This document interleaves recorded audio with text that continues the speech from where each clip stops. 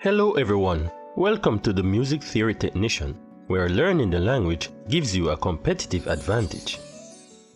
In our previous lesson, we spoke about intervals and how they are the distance between two notes, and they can either be played one after the other or simultaneously, which means at the same time.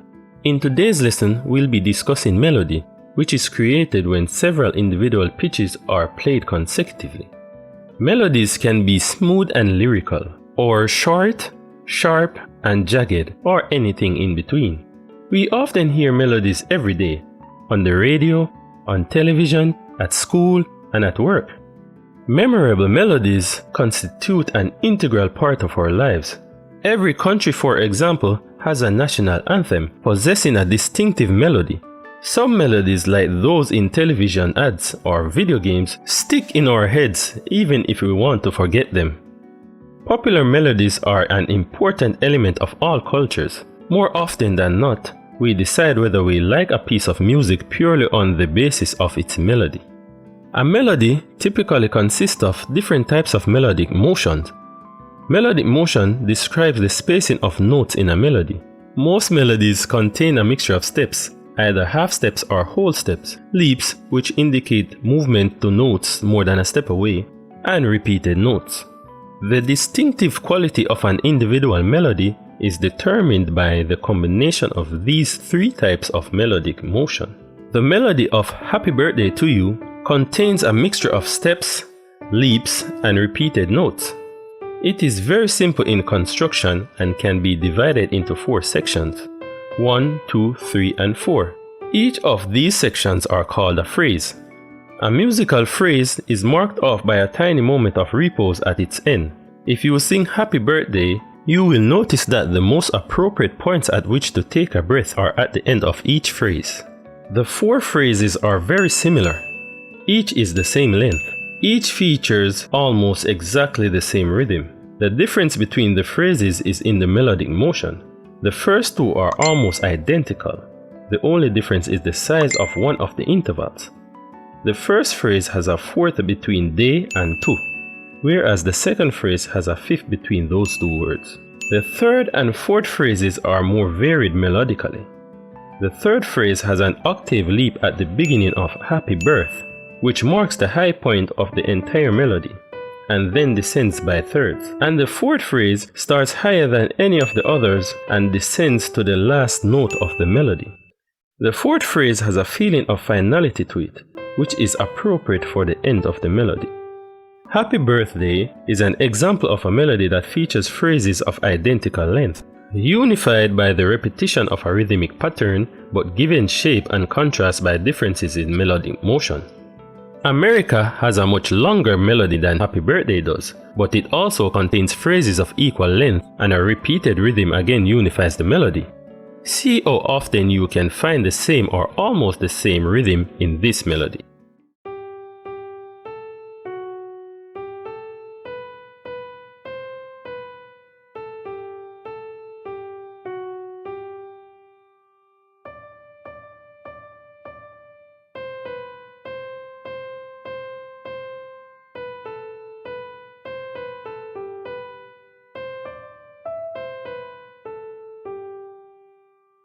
This melody, however, is made up almost entirely of steps. In fact, if you don't count the intervals between phrases, the largest interval in the entire song is only a third. This interval, on try, tis, and remount, and let, sounds like a big leap when the rest of the melody is in stepwise motion. The word let also has the highest note. These 2 factors create a strong climax for the word let freedom ring. Another distinctive feature of this melody is its use of melodic sequence on the words "Land where my fathers died" and "Land of the Pilgrim's Pride." A melodic sequence occurs when a melodic pattern is repeated at a different pitch level, and it is a device used in many melodies. Here, the melodic pattern of "Land where my fathers died" is repeated a step lower for the words "Land of the Pilgrim's Pride." The musical sequence is matched by the similarity of the 2 lines of text. Both begin with the word land, both have the same number of syllables, and the 2 lines rhyme: died, pride. Synergy between text and melody is a hallmark of memorable songs. Twinkle Twinkle Little Star is an example of a melody that ends the same way it begins. Again, each phrase is the same length, and here, each phrase uses exactly the same rhythm. You will notice that the last two phrases are identical to the first two, and that only the middle two provide any melodic contrast. This idea of melodic contrast and return is an extremely common device in music. The melody of Twinkle Twinkle Little Star is made up primarily of repeated notes and descending steps, though there is a leap of fifth at the beginning of the first phrase. The range of the entire song is only a sixth, from a low of middle C to a high of A, making it easy reach for most singers.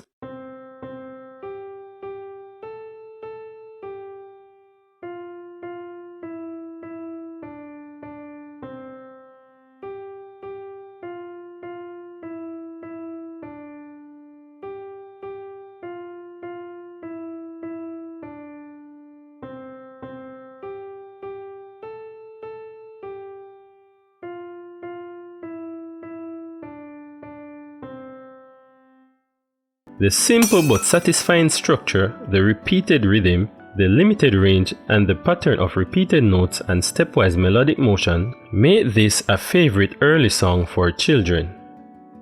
Melodic motion also contributes to a larger scale aspect of melody, which is melodic shape. If you simply draw a line connecting the dots in a melody, you will get a visual picture of its melodic shape. We can also sense a shape of melody with our ears. Happy Birthday, for example, is made up of wave shapes, which gradually rise up to the highest note, Happy Birth, and then descend. America has extremely gentle waves, we might call them ripples, except for the last phrase.